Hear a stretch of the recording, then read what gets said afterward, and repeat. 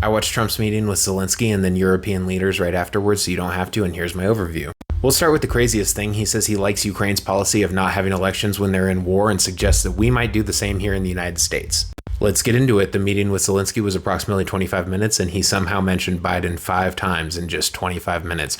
Also, right at the beginning, Zelenskyy was sure to thank him a whole bunch, to thank him for inviting him, to thank him for having him in the White House, to thank him for the letter that Melania wrote that, by the way, does not mention Ukraine in it one single time. And all of this thankfulness was just because of the fact that he got berated for apparently not saying thank you enough by J.D. Vance the last time he came to the White House. Also, just a funny side note that happened later, the same reporter who had criticized him for not wearing a suit said, "You have a great suit on this time." He was still just wearing like an all black. He just happened to have a button-up shirt on. I only bring up this point because he does contradict himself many times during this meeting and the meeting with the European leaders, but he says that he thinks that they're going to be able to get a deal done today when they have a trilateral meeting with Trump and Zelenskyy and Putin, although he says it multiple times also throughout this that he'll only be there if they both want him to be there, so he might not be there, he might be there, so then it wouldn't be trilateral, it would just be bilateral. But again, it's all contradictions with him, so no surprises there. Regarding the conflict in Ukraine, he says that he can't say which country has the better cards or the upper hand because this was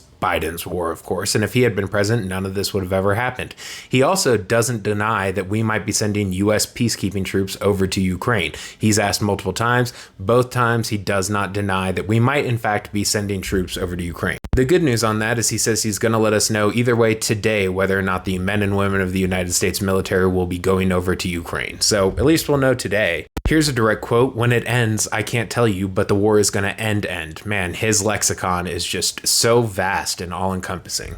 He keeps bringing up the fact that he's ended 6 wars, but he confirms that one of those wars is him literally just bombing Iran. He's claiming that that's one of the wars that he ended was just bombing Iran, which was something that he just decided to do. So not really sure about that one. Regarding the letter that Melania sent, that again does not say the word Ukraine in it even once, he says that she sent it because she loves children. And he mentions that she has a son, not his son, but she has a son that she loves very much. And she probably loves him more than she loves Trump, which we all knew was absolutely true because she actually spends time with him and only spends time with Trump when he pays her. He said this in a tweet, but someone brought it up. He's claiming that if he were to get Russia to give up Moscow and St. Petersburg and everything within 1,000 miles of those 2 cities, that the media would still say that he failed. I don't know where he's getting that idea from. If he can convince our biggest adversary to give up their capital and one of their other largest cities and then everything else around it, somehow that's going to be a failure on his part, according to him. And on that note, he says no matter what he does, no matter what deal he makes, the media is always going to be horrible to him.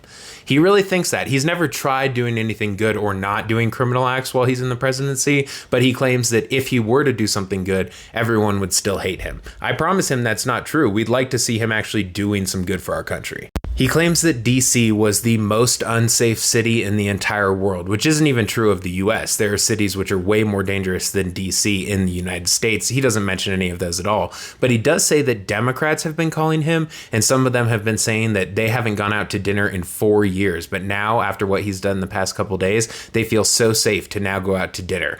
He also says that he was talking to some golfer whose son was going out to dinner, and he says that he wouldn't let him go out to dinner in D.C. for over 2 years. These people apparently think that going out to dinner is just as dangerous as all the other activities that they do on a daily basis. But again, years and years, people haven't even been going out to dinner. And now apparently every restaurant in DC, as he says, is doing the best that it's ever done over the past couple days because everyone feels safe again. He says that Biden wasn't a smart man 40 years ago, but now it's even worse. And then he immediately after that claims the 2020 election was stolen. So apparently the election he lost was stolen from him by a person who he calls stupid all the time. And then, of course, had he won in 2020, none of this would have happened. He makes sure to reiterate that.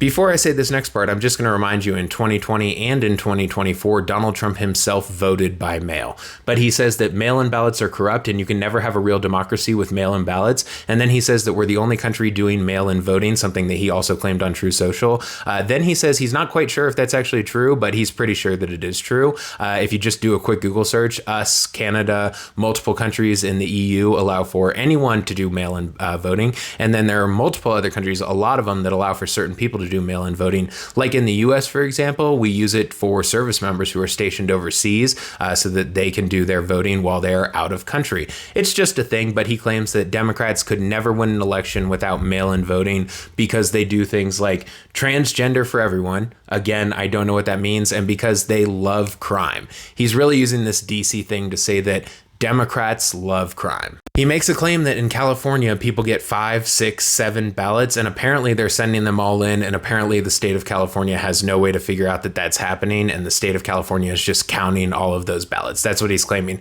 You might remember that he said right before the 2024 election that had Jesus come down and been the one to count the votes, had Jesus done that, then he would have won California, or was it New York? It was one of the two, but a claim. If Jesus is anyone worried that that's a little blasphemous?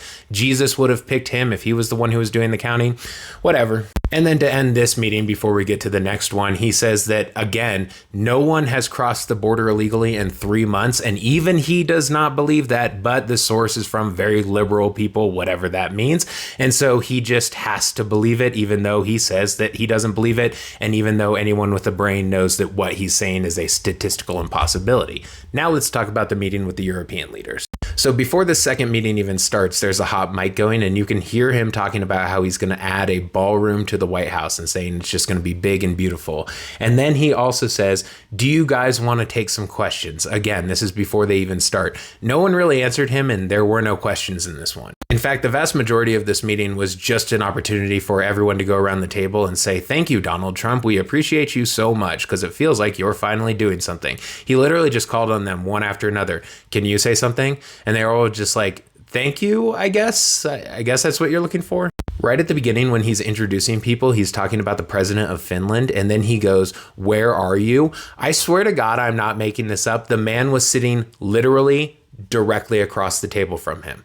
He says, where are you? And the guy goes, I'm right here. He doesn't know what these other world leaders look like. He doesn't know who he's sitting at a table with. Literally, he could not recognize the president of Finland who he invited to the White House. He says that this is the worst war since World War II, even though he claims that the India and Pakistan thing was about to be a nuclear war just right away. It was going to turn to a nuclear war, even though they've been fighting over the Kashmir region for decades. But it would have been a nuclear war, but the war in Ukraine is the worst war since World War II. And then he says that they need to discuss the exchange of territory because, again, Donald Trump is on the side of the Russians and is more than willing to have Ukraine give up territory, even though they're a sovereign state who we have chosen to defend, according to the Budapest Memorandum, when they gave up their nuclear weapons. So, he has every requirement to actually go in and defend them, but he doesn't care about that. He just wants them to cede territory, so it'll just be over. On that note, he says that this is the only war he hasn't been able to solve. He completely forgets about the war that's happening against the people of Palestine. The genocide that's happening against the people of Palestine, perpetrated by our ally Israel, who we continue to fund in order to perpetrate that genocide. He continues to ignore that and says that this is the only war going on right now and the only war that he's not been able to solve. He says that the leaders at the table around him speak for all of the leaders of Europe. Just unilaterally, they are the ones who represent all of Europe. It was like Germany, Italy, France, the EU, Finland, whatever. As he's calling on everyone around the table to go ahead and say a few words and be thankful to Mr. Trump, he keeps saying that we don't need a ceasefire because in all the other 6 wars that he's solved, he's never had a ceasefire. Every single person at the table keeps going, no, we need a ceasefire so we can stop the fighting immediately, because that's what he says he wants. He wants to save lives. He wants to stop the fighting immediately.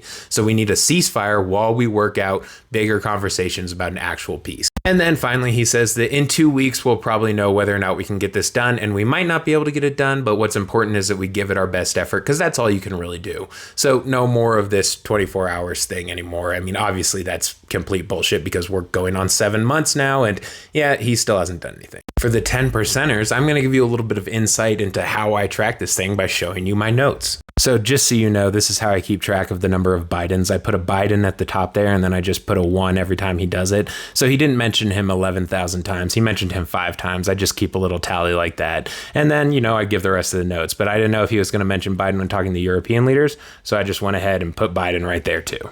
And if you're curious, he didn't mention Biden when he was talking about the European leaders. Overall, I mean, Zelenskyy got a lot better treatment than he did last time, and he honestly didn't do anything different. What he ended up doing is just not saying a whole lot to Trump, because there's really no point in saying anything to Trump, and he just wants to use these opportunities to answer questions from the press who he knows is going to rag on him. But, whatever. It's just what he wants to do. And this was 10 minutes if you stayed for the whole thing.